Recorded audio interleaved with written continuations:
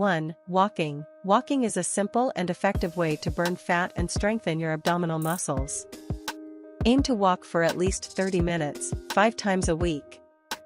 For better results, keep your abs engaged, walk at a brisk pace, and swing your arms naturally as you move.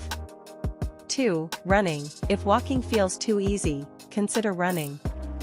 Running can burn between 600 and 1,000 calories per hour and does not require any special equipment or a gym membership. Running on hills can further increase the intensity and calorie burn. 3. Rowing. Rowing is an excellent full-body workout that raises your heart rate and helps burn calories. It works several major muscle groups at the same time, including some that are not often used in daily activities, which can help boost your metabolism.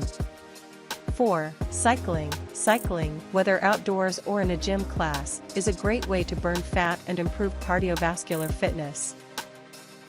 It can easily become part of your daily routine, such as cycling to work or school instead of driving. 5. Swimming. Swimming provides a low-impact, full-body workout that can burn up to 750 calories per hour.